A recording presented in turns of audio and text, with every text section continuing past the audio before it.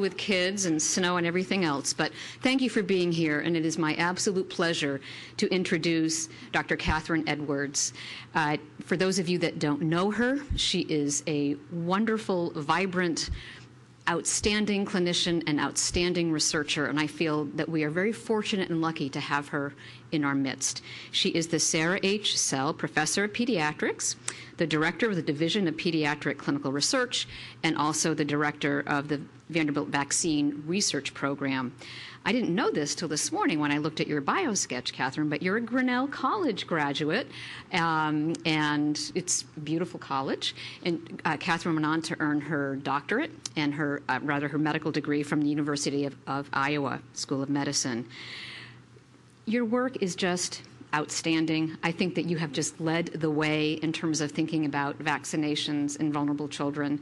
And although we didn't plan the media over the last couple of weeks this way, I think your talk is so timely given what we've been all reading about the resurgence of the whole autism and vaccination controversy over these last couple of weeks. So it's very timely that you're here, and we certainly appreciate it. Thank you so much. Well, good morning. I think that it is really an important time to think a little bit about the vaccine story and a little bit about how it affects children that you take care of, those that are very vulnerable. And so I'm going to go through this morning and try and address the question, are vaccines safe in vulnerable children? Perhaps another subtitle, are vaccines safe in children? And go through this so that you can understand some of the underpinnings of the issues, but also gain an understanding of how meticulous we are in assessing vaccines prior to the time they're licensed, and how meticulous we are in assessing them once they are licensed.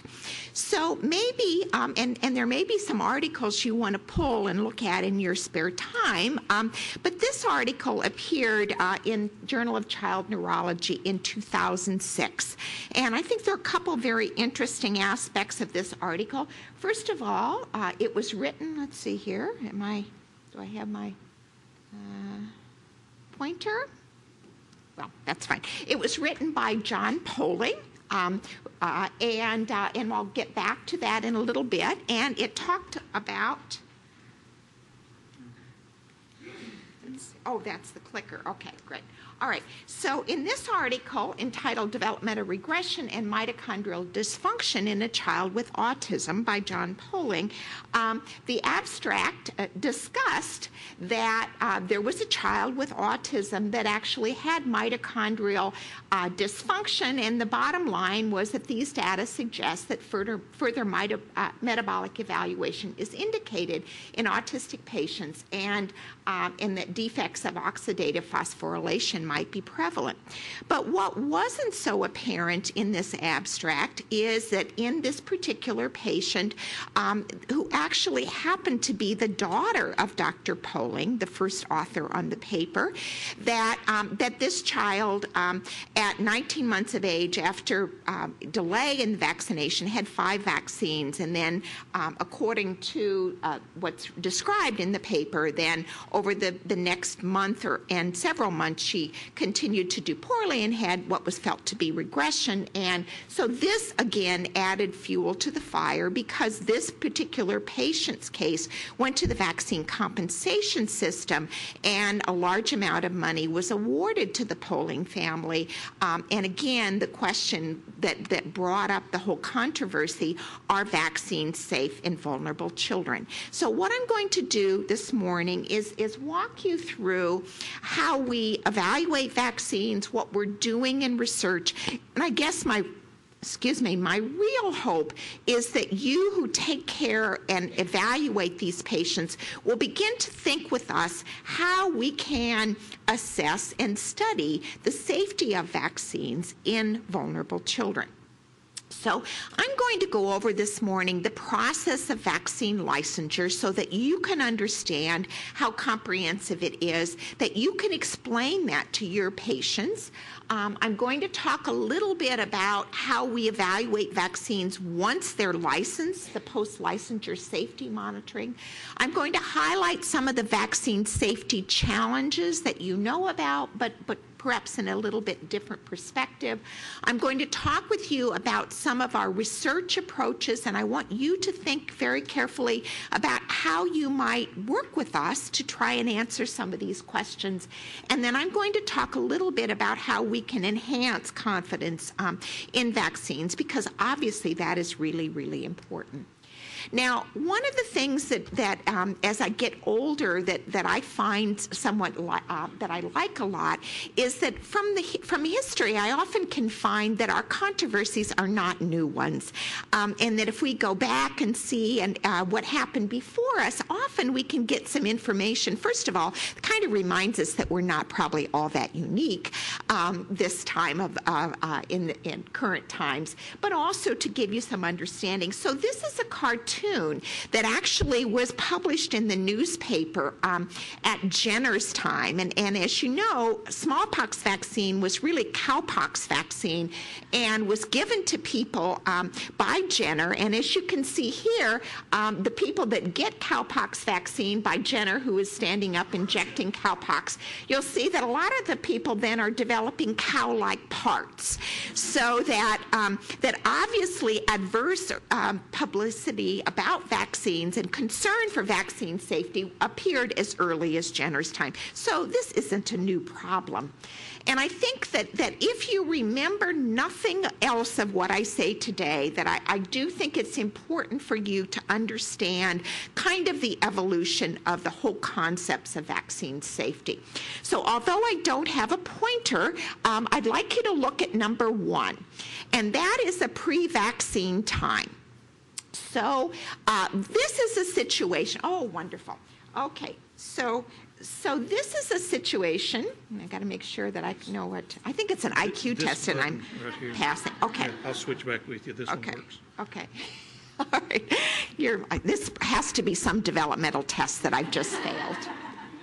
Okay, so let's go here in the pre-vaccine time where the incidence of disease is very high. So for those of us oldies in the group that remember when polio was a problem, you know, everybody was afraid of polio. My neighbor got polio. My mother was just petrified about polio. She wouldn't let me go to the swimming pool. I had to stay in my yard and couldn't go swimming.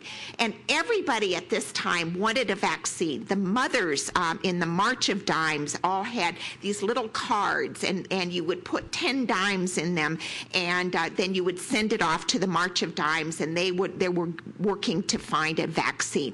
Everybody wanted a vaccine. So that was a time when incidence is high, everyone is excited.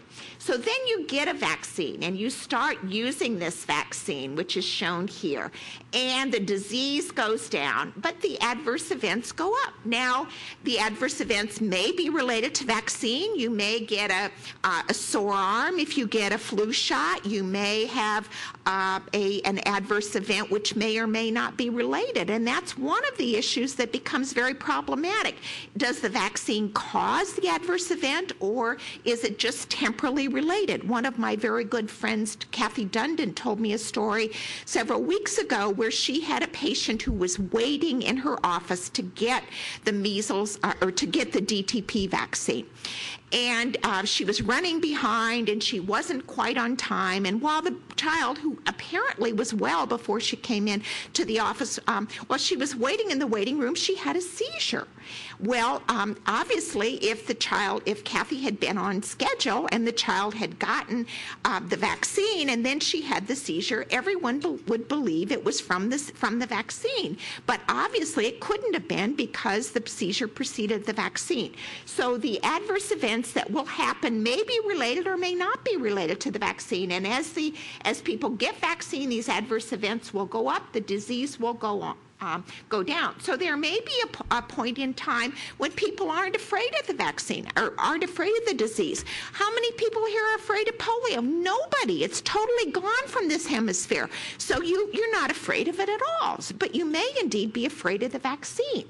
So then you lose confidence in the vaccine, and then you don't take the vaccine. The vaccine isn't being used, so then you get an outbreak. What happened in California with the measles or with the pertussis? People aren't vaccinated. Disease comes back. And then you begin to get this cycle again. So it's all about risk and benefit, perception of disease, perception of adverse events. It's all about that. And that is basically the most important thing we're going to talk about today is that.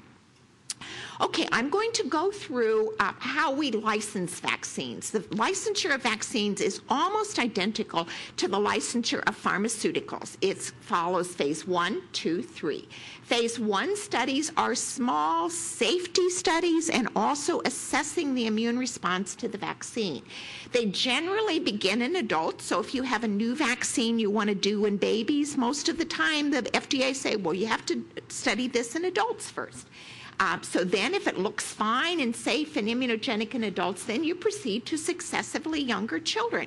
You may go first to school-age kids, and you may go to toddlers, and then you go to the babies at the very lowest. And these are small studies and obviously if these are safe and immunogenic, then it says, well, you can go to phase 2 studies. Phase 2 studies are larger. They're generally prospective. They're randomized. They're often blinded, so there's a placebo group. They're often controlled, and usually these will include several hundred children. And before a vaccine is licensed, it has to be proved that it's effective to prevent disease. So these studies generally are larger, randomized, blinded, and depends a little bit on the sample size of how often the disease occurs. If a disease occurs in 1 in 10 patients, obviously a sample size is a much smaller sample size is needed to look at how effective that vaccine is compared to if the disease occurs in 1 in 10,000 people. And again, these are all important in designing the pre-licensure study. And then finally, if you pass all of these, then the FDA says, well, you've made one vaccine, but you have to show me that you can make that vaccine 3 other times, 3 other lots. So you have to have a study lot and 3 other lots that can be shown to be consistent in their safety, consistent in their immunogenicity. If you can make 1 lot but not 3 other lots that look like that first lot, then your vaccine cannot be licensed. So this is a pretty rigorous process. And I'm going to show you just a little bit of the practical aspects of how this all plays out. So about a decade ago, there was a vaccine for rotavirus diarrhea. And rotavirus is the most common cause of diarrhea. Every child gets diarrhea from rotavirus or did. It's just a thing, and it's very contagious, and everybody gets it. So it's a rite of passage. So there was I guess that was a really good play on words, wasn't it? A rite of passage.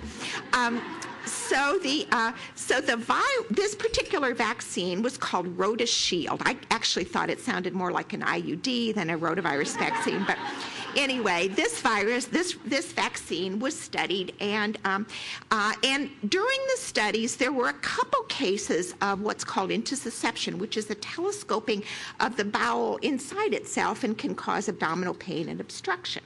So let me walk you through that. So prior to licensure of RotaShield, there were 27 trials, 5 of those large efficacy studies in 9 countries, 150 investigators in 320 sites. Over 10,000 infants received RotaShield at the cost of hundreds of millions in dollars over 15 years' time. So obviously, this took a long time to develop this vaccine. During the pre-licensure studies, in 5 children, after dose 2 or dose 3, it's a 3-dose schedule, children developed this intussusception, and some of them were temporally, sort of related, but a lot of them were a long time away. And indeed, when it was looked at to see the number of vaccinees who got the vaccine and the cases of intussusception, and 1 in 5,000 controls, there was no increase in the incidence. So at the time of licensure of the vaccine, the FDA, I was actually on the FDA committee that was involved in the advising for the licensure of this. It was decided that we didn't feel that this was associated with the vaccine, but that we would put it in the package insert so that if this occurred, then people would report it. And we also looked at a lot of other things. We looked at the rate of intussusception in some databases and also in the rotoshield vaccinees, and actually found the rate seemed to be a little lower in the vaccinees than it was in the other databases. We also saw that if you look at intussusception normally, and this is from the New York State database, that intussusception without vaccine association or any relation to vaccine generally occurs in 4 to 6 months of age, and the rotoshield vaccine was given at 2, 4, 6 months of age. So it suggested that what was happening with the second and the third dose of rotavirus vaccine, that it was just temporally associated, that's when you got it, and there wasn't any concern. And again, we know that rotavirus tends to come in the winter time, and there wasn't any increased peak in intussusception in the winter time. So we felt comfortable that the vaccine could be licensed, that the intussusception was probably not associated with this, and that we recommended the vaccine be licensed, that because of the pre-licensure cases, that it was put in the package insert about intussusception. It was included in the recommendations by recommending bodies. The FDA established a search code for rotoshield and intussusception, and there was going to be an early look at adverse events reports, which I'll go over in just a minute. Now, I want to take a few minutes to go over who's responsible for what in terms of vaccination, and who's responsible for getting approvals. So, by and large, the vaccines are made by manufacturers, and most of the time they're made by big pharma.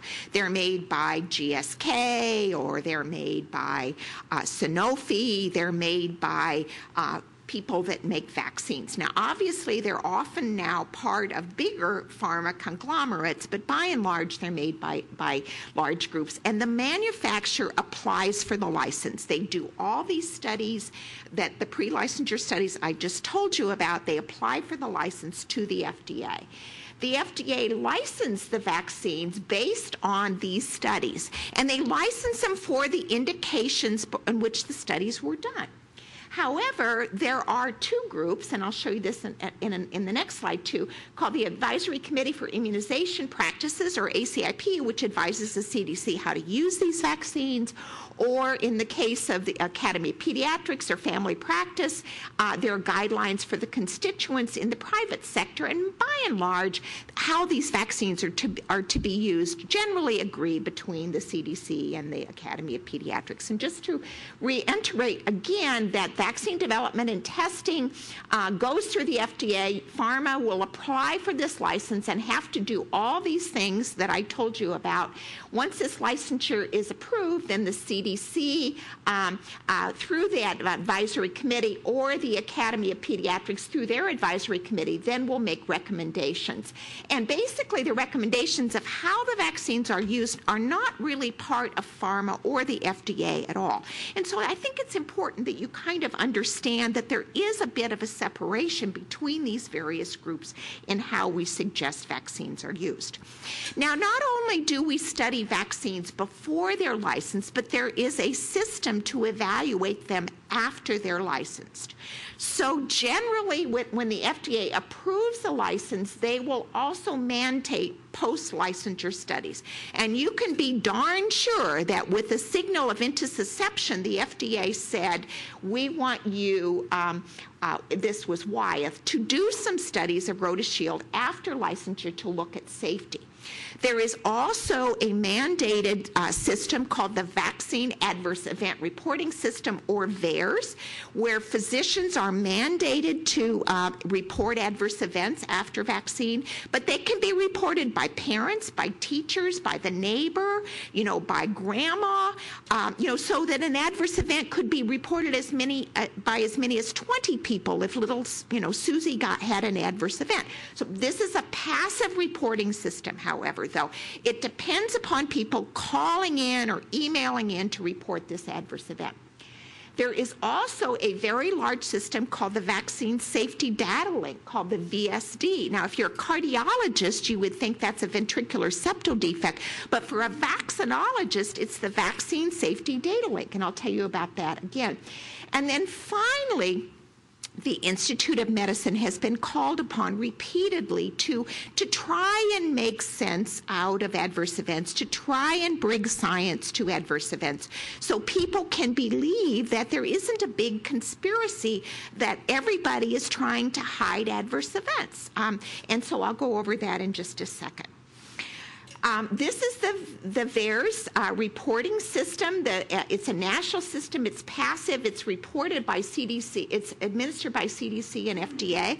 And every week, the VAERS reports are gone over by scientists at the FDA and CDC. It was established in 1990. It receives about 11,000 reports a year. It's really a registry of adverse events, and it's used to generate hypotheses. So if there's a new vaccine that's licensed, and then 100 people, their arms fall off after that, then they'd say, well, this may indeed be related. What is the hypothesis for this? So again, people are trolling this all the time to see adverse events. So let's go back to rotavirus and see how VAERS was used. So after rotavirus was licensed in 1999, there were 15 infants in the almost 2 million doses that were administered that were reported to VAERS that had intussusception. Now, different than what I showed you before, these children had a mean age of 3 months, that 13 followed the first dose of RotaShield, and that 12 followed within 1 week of the vaccine. Now, RotaShield is a live attenuated vaccine. Okay, so biologically, there could be a plausibility that, so what is happening the first week after the vaccine in these little kids? Is there a relationship? Plus, we'd already told you that there were 5 kids in the pre-licensure study. So this was a signal that generated a hypothesis that we needed to look at. So what happened? Well, one of the things, it was the summertime, which was good because rotavirus doesn't come in the summertime. So it's sort of an easy thing to say. So everybody said, the Academy and the CDC said, let's stop vaccination. There wasn't much rotavirus around. Let's advise parents to promptly seek medical attention. Let's report all cases after rotavirus, Intussusception after rotavirus to VAERS, and let's see what happened. So that's indeed what happened. And as time came along, more cases were reported. And what you can see here is that there was an interesting clustering of intussusception cases after dose 1, fewer after dose 2, and hardly any after dose 3. But even with dose 2, they were sort of in the first week. And so that was actually quite different than what we'd seen before. Remember, these were all in the dose 2 to 3, and they were not really all within the first week. So something was different.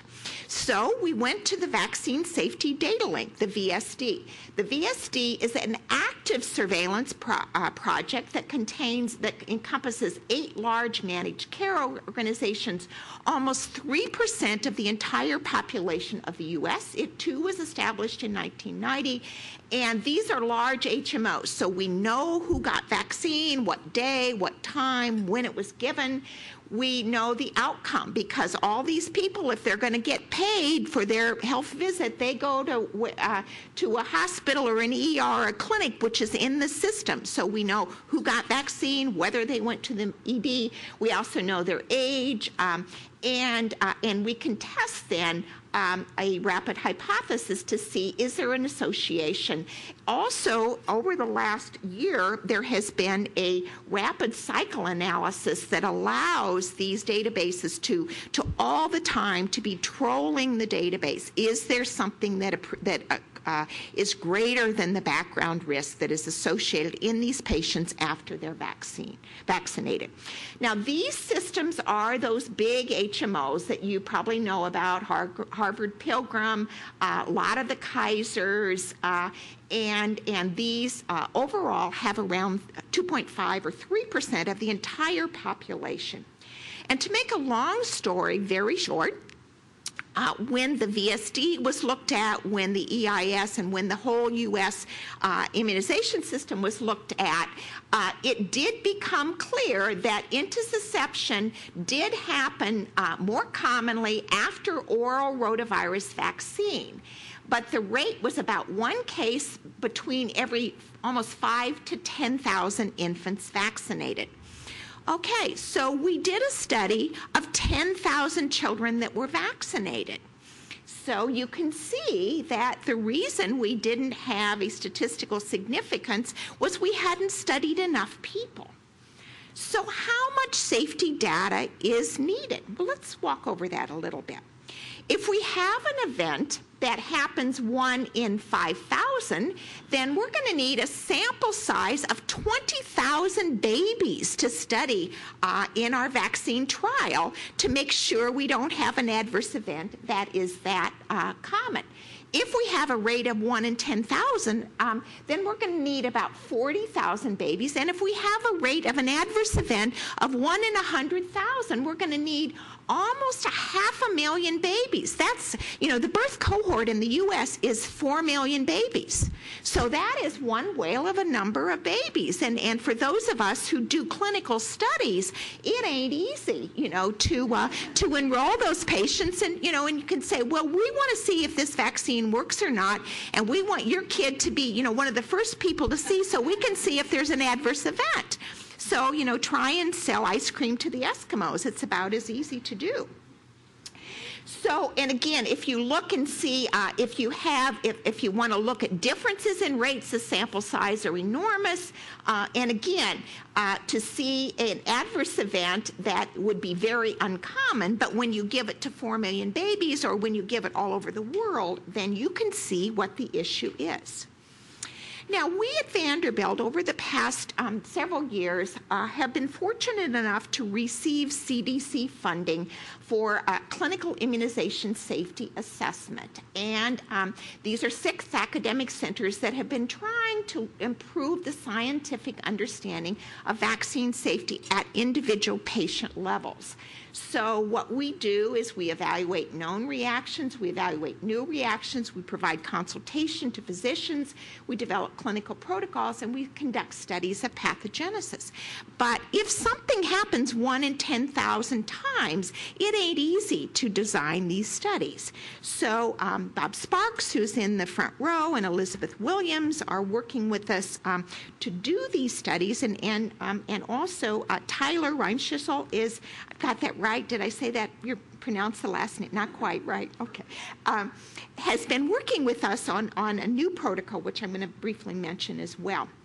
The other thing that the vaccine community has been trying to do is to look at the Institute of Medicine to gain some scientific understanding of vaccine safety, has issued a number of books or reports with experts from these different groups with no funding from a vaccine manufacturer to try and become a voice of science to say, well, are these vaccines associated with adverse events or are they not?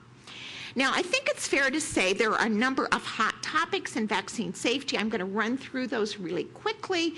Obviously, this child looks a little bit nervous. We don't see the mother or the father standing aside, but he does look a little bit concerned. So one of the challenges that we hear now is that there's a widespread belief that the children's immune systems are being overwhelmed by too many vaccines. And indeed, in 1985, you'll see in the first 18 months, there were 6 vaccines. In 2000, there were many more. In 2010, there are more. Not all of them are given by jabs, as you see here, but there are more vaccines. Also, there's a lot less disease. So again, remember what I told you before, if there's a lot less disease and there's a lot more jabs, there's going to be a lot more controversy about are these vaccines safe? And indeed, in an article which appeared in Pediatrics by Paul Offit, these concerns were addressed. Now, Paul Offit is a ID doc, just like me.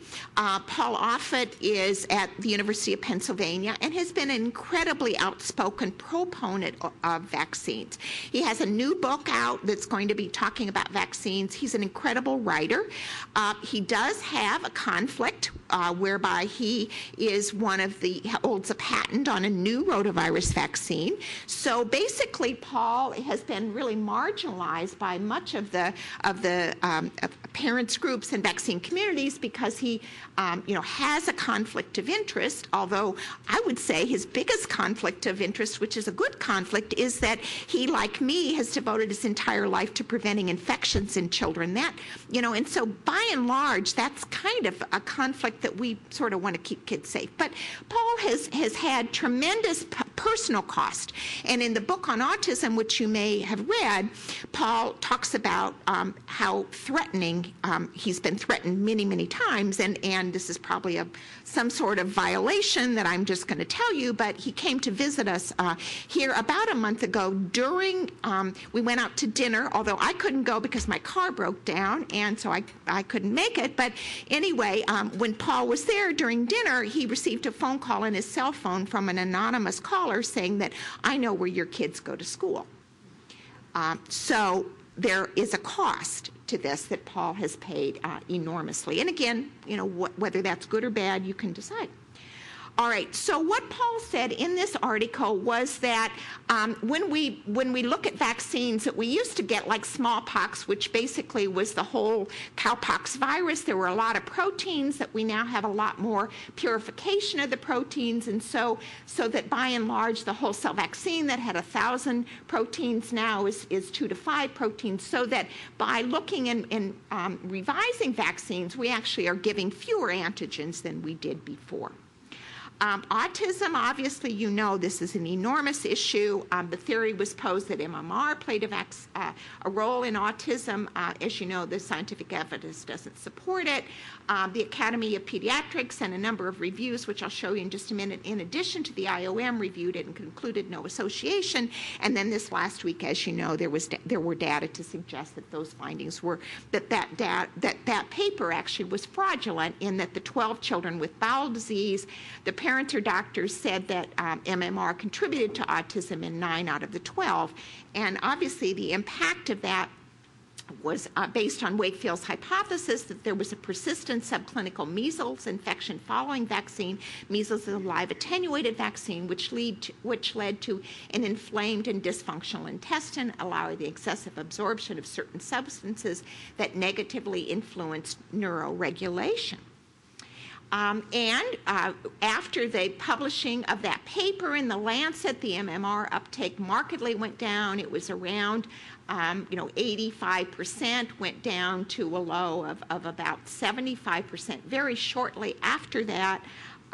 And again, as you see, when you look at the data from Taylor, which is just one of the papers that looked at this, the case of autism in London after the licensure of MMR seemed to be sort of on the same trajectory as it was before the licensure.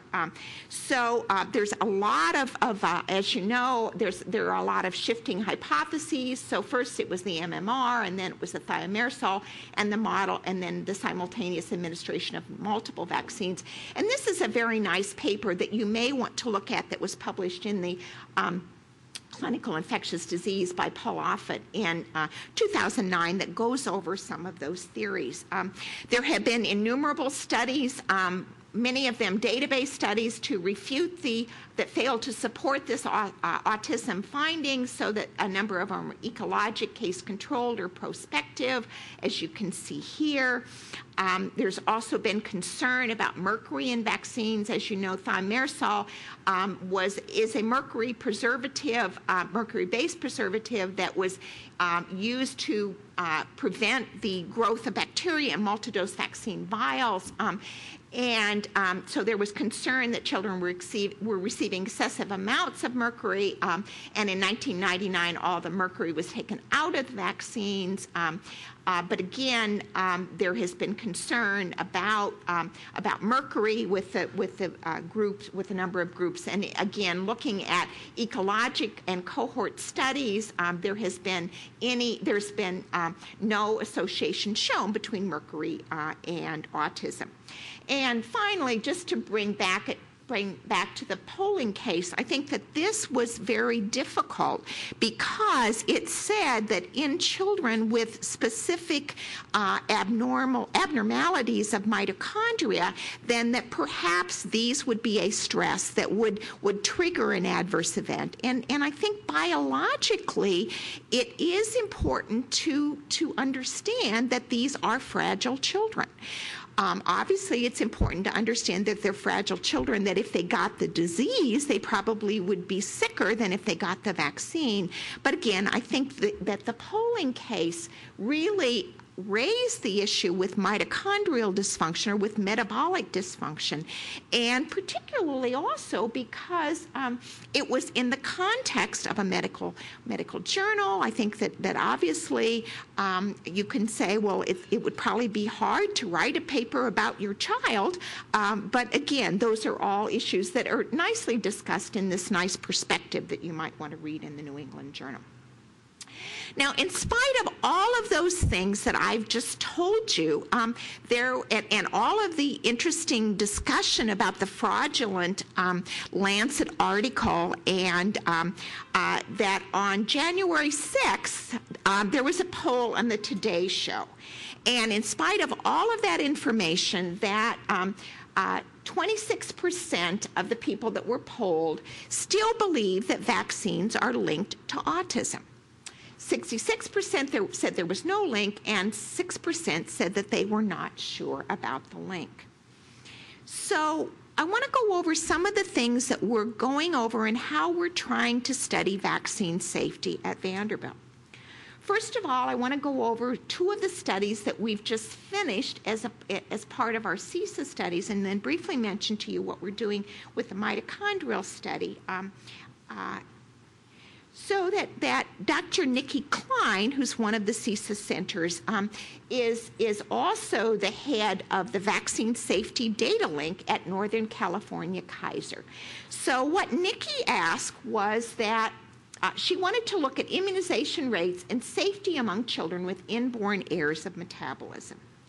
So Nikki went into the database at Kaiser, and she looked at all those children between 0 and 18 years of age that had inborn errors of metabolism, and she wanted to find out first whether their immunization practices, whether these kids are getting their vaccines, and secondly, she wanted to look and see whether there were serious adverse events that were happening after the vaccine. So basically, this was the study design. She looked at inborn errors of metabolism, and she grouped them in three different groups: the sickest group, the chronic group, and the stable group. And again, Marshall Summers was very helpful in terms of helping her with this, and some of the other geneticists as well. So she grouped the patients in those three groups. And so let me walk you through. What she tried to find out was whether these children were up to date in all of their vaccinations, and the 4-3-1 and 3-3 by 2 years of age. And these are percentages completing the numbers of doses. So she showed that in terms of controls and cases, that in the sickest group, that only about 70% of the children in the cases and the controls group were getting their DTPs fully at about 70% at that time. But there was no difference between the cases and the controls. The rates of vaccination in the chronic patients had slightly lower rates than in the controls of the chronic patients, and the stable were about the same. So basically, she said that there was some information that would suggest that children with chronic metabolic diseases might not be as up-to-date on their vaccines as other people, but by and large, many of the sickest children and the stable children got vaccinations at the same time as their peers. Then she also began to look and see, well, what are the rates of emergency room visits after vaccination in children with immune errors or with inborn errors of metabolism. So she then looked with relative risk of those children that had inborn errors and those that didn't. And as you can see here, all of the confidence intervals are on both sides of 1, so that there really is no increase in emergency room visits after children in the 7 days after vaccination in children with inborn errors of metabolism. Again, looking to see, are there signals that those children have medical encounters after vaccination. We also working with Tom Morgan and with Marshall in the urea cycle consortium. There is a urea cycle consortium where all children with confirmed urea cycle defects are in a large registry. So what we said to Marshall was, can we find out when those children were vaccinated? And an adverse event in a child with a urea cycle defect is that they have very high ammonia levels, and they will become confused, and they will have to come in either to the emergency room or the hospital with high levels of ammonia. So the marker of an adverse event is really clear. It's coming to the hospital with a high ammonia. So that's exactly what we looked at, is that we looked at patients in this consortium. A number of them, we couldn't get the vaccine records, but we looked at those where we had vaccine records. It was about 112 of those patients. About 38 had no hyperammonemic episodes, HAE, which I just described. 74 had at least one. And so we then went to look at these episodes, and you can see the logistic complexity of looking at these questions. Look, we had to go through all of these IRBs to make sure that that we could get the immunization records from all of these places. These aren't very common. So if you drill down and see how many patients that we had, so we had 22 patients. So and obviously the largest numbers of patients were kind of equally distributed, but you can just imagine the complexity of looking at this question.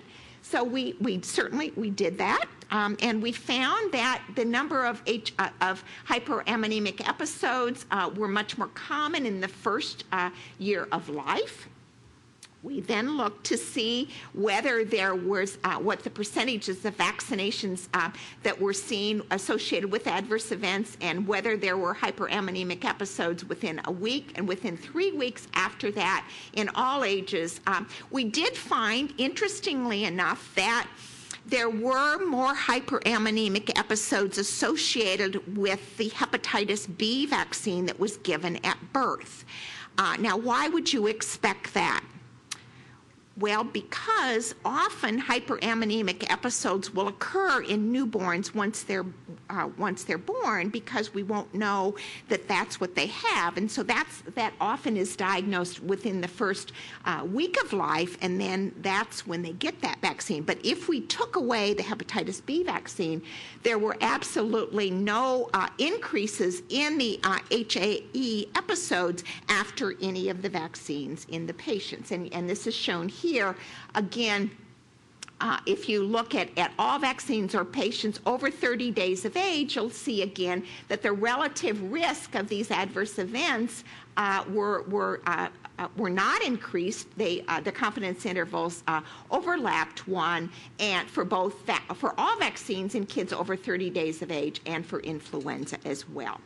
We are currently conducting a study where we're looking at children with mitochondrial dysfunction. We have asked for patients to allow us to look at their medical records with consent.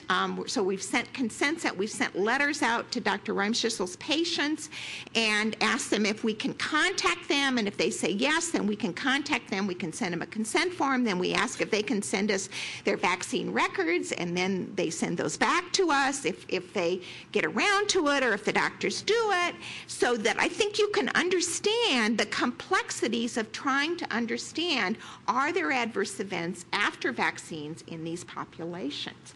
Now, is there an impact of vaccine refusal? There certainly is. And if you, in this paper, which I think you may want to read, which appeared in the New England Journal in 2009, I think there are some interesting findings. First of all, did you know that there's parts of this country, such as Ferry County, in Washington State, where almost a third of the patients, of the children, are unvaccinated? So adverse events, or concern of adverse events, are making certain areas having vaccine refusal at very high rates. 17% in Jefferson County, 17% in this other county, however you pronounce it, 16% in Stevens. So, and these are generally the phenotype of the parents who, choosing not to vaccinate, are well-educated Caucasian families. Is this making a difference? Well, certainly we know that if you have sustained vaccine use with pertussis, the disease rate continues to decline. We know in Sweden, when they stopped using vaccines, pertussis went up. We know in Japan the same thing happened. We know in Russia that when they stopped using vaccines, the same thing went up. Same thing happened in England. And we also know that currently there's a large outbreak of pertussis in California, which is one of the states with the largest refusals, vaccine refusals. So not only when you choose not to vaccinate your child, you're also choosing to introduce a greater risk for the children who get vaccinated for vaccine-preventable diseases. So do parents have an obligation to other people's children? Is there any obligation for public health? You can decide. Okay, so the solutions, that I think there are a number of solutions, but they're not easy ones. One is that we do need to communicate clearly to physicians and to parents about vaccines have risks and benefits. But I think the problem is that we're like the Maytag repairman. We've done such a wonderful job of eliminating disease that nobody knows about it. So they're not afraid of the diseases. So that's hard to sort of spin the risks and the benefits. Secondly, I hope that you have some understanding or appreciation that I am serious about vaccine safety. I am really, and my team, we are working very hard to make sure the vaccines are safe. It is not easy. It is not easy at all how to plan and to understand the underpinnings of adverse events. It's extensive, multifaceted, and effective. And I really am so excited that we're now being able to get other people to look at this. So for one thing, with our smallpox studies, obviously smallpox vaccines that we did when right after 9/11, there were a lot of adverse events. So we worked with Jim Crow, and we worked with geneticists, and we were able to identify that there were certain genetic polymorphisms in certain people that made them more prone to adverse events after smallpox. But smallpox is a really reactogenic vaccine, so that, a lot of adverse events were seen, and we needed that look at the genetic polymorphisms. I'm so excited that we now are beginning to work in something called systems biology, and Andy Link is at the back of the room, and he's in microbiology and immunology, and he's going to help us look at each individual cell that people make after vaccines to sort of see what signature are those cells producing. Are there people that have adverse events that respond in different ways? This is big science. This is expensive science. But we mean it. We want to find the answer. But it isn't an easy task. The other thing that I think you need to really stress is that we do respond to safety concerns. The Intussusception story, I think that's a real success story. Instead of people saying, well, here you have a vaccine that caused this problem, I think it's amazing that we saw it.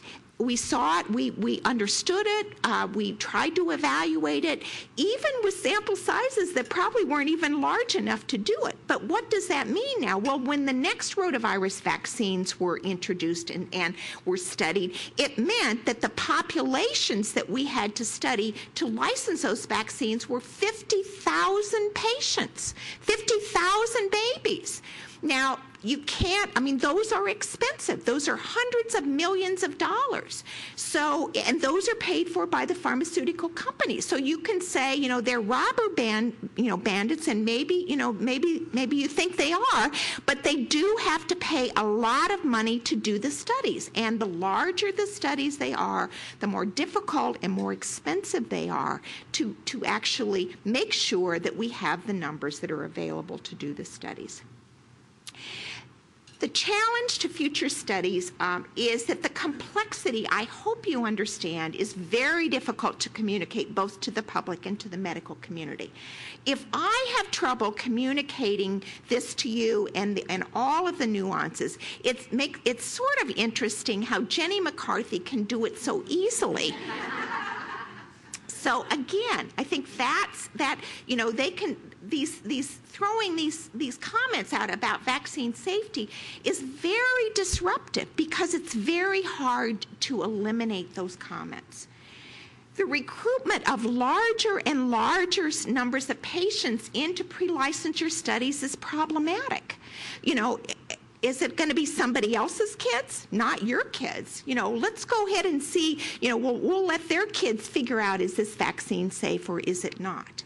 And I must say that every single vaccine that I study, I would be comfortable putting it in my kids, my grandkids. Obviously, we feel these vaccines are safe, but we have to assess them. And there may be adverse events that we did not appreciate. And the post-licensure studies are exceedingly complicated. We don't have good vaccine registries. They're improving in the state, but certainly not what CISA has, so that every single vaccine is recorded. We're trying to look at vaccine uptake now, and we have one person who spends almost all her time begging doctors to send back the vaccination records so we can see who got what and how effective those vaccines are. So this is an enormous problem. We also don't have unimmunized control groups because we mandate vaccinations. Now, we certainly could have unimmunized control groups in the people that refuse vaccination, but those groups are probably a bit biased. And then finally, these studies are expensive. So I just want to leave you with the last thought and just a few minutes for questions, and that is that in spite of all that we have, all the challenges that we have, we cannot forget that we have made an enormous impact on the burden of infectious disease. And so these are sort of the numbers of patients with these diseases in the 20th century and in 2005. And currently the numbers are even lower as we speak. So thank you very much. And I've left just a few minutes for questions, and I'll also be happy to answer questions in email too if you have them. So thank you very much.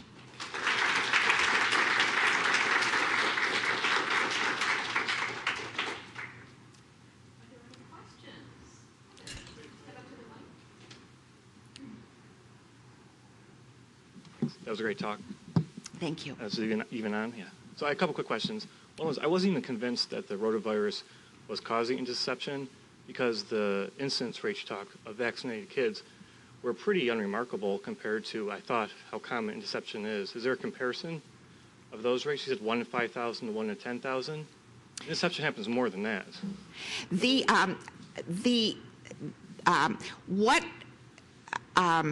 data from the RotaShield studies overall suggests that there is a relationship. Between the administration of the vaccine and the adverse event. So, yeah, I think it's because of the timing. The other thing that we did was we did a study with one of the medical students where she actually spent all the nights in the emergency room, and every single time, this is before vaccine, every single time that kids came in with rotavirus, she would ask that they be ultrasounded the next morning and then in a week later. And what we found associated with natural rotavirus is that we found that there were enlarged lymph nodes, and in one of the patients we actually saw intussusception happening after natural rotavirus. So we feel, yes, that there was clearly a relationship, and the rate of that it probably increased the rate of intussusception several-fold. So yes, it was shown that it was associated. And because of that, Wyeth decided to withdraw their vaccine from the market. And so there now are 2 new rotavirus vaccines that did not show intussusception in larger clinical studies, but as we increase the numbers of patients, there probably is going to be a slightly increased risk even with that vaccine. Okay. And the second question is, could you discuss briefly for your studies, particular seizure incidents with vaccines? I'm a pediatric neurologist, and I hear this a lot. And my patients have seizures no matter what because they have epilepsy, but there is the same temporal association that's always difficult to navigate. Is there any data to support this in any way? I think that is one of the things we're really interested in.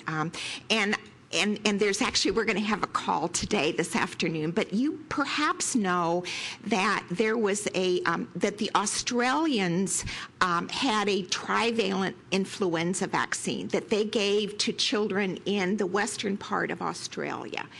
And within a 24-hour period of time, a number of the children had febrile seizures. Now, a number of those already had a history of febrile seizures, but the rate of febrile seizures associated with that particular vaccine was 44 times what it had been associated in previous years with other vaccines.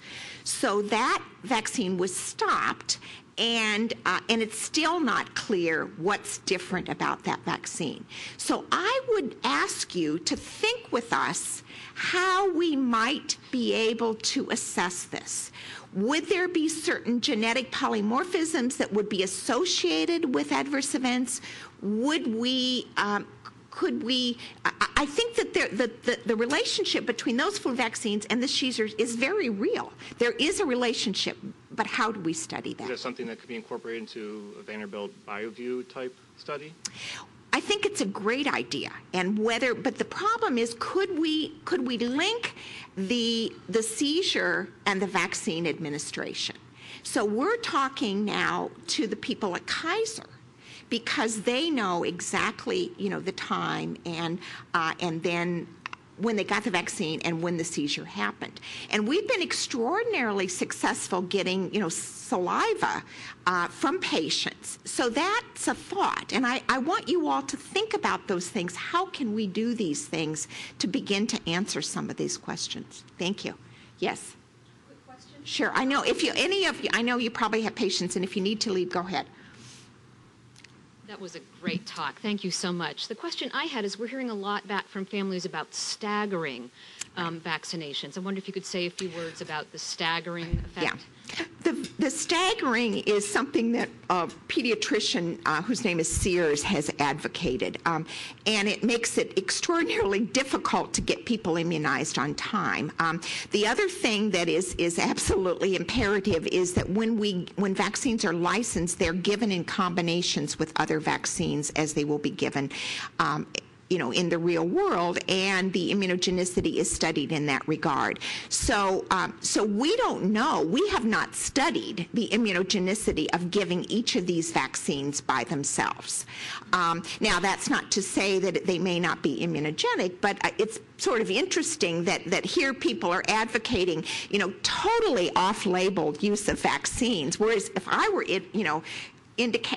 advocating that, I would obviously be tarred and feathered. So again, I think it's interesting, but what it does do, it delays the protection, so that you may indeed get natural disease if you're not getting vaccines. And it also makes things very, very difficult in terms, it also makes you forget to get a vaccine. It makes you much more further behind. So this is a real issue that makes vaccinations quite problematic. Yes? So I'm curious about the Australia study you talk about with vaccination and the febrile seizures, because I think you mean the Royal Melbourne Children's Hospital by Dr. Samuel Bakovic and Ingram Shaffer is asking this study. So most of these children with febrile seizures and after vaccination, they detect the mutation. Yes. Most of them have a sodium channel SN1 mutation. Yes. So that's the reason. So and they have a follow-up study about the prognosis and what the answer. They actually say the vaccination itself will not change the outcome of this disease. Yes. Even without vaccination, they will eventually have a seizures because of the mutation. I wonder, do you mean the same? What I mean? I'm familiar with that paper. The vaccination was the whole cell pertussis that was associated with the seizures in those patients, and that was much more reactogenic in terms of causing greater fever. So I am aware of that, and that's one of the thoughts that I should we look for that in these patients that have adverse event, that particular channelopathy? Is that your question? Yeah. I think I totally agree. That's a great question. Okay. Thank you so much.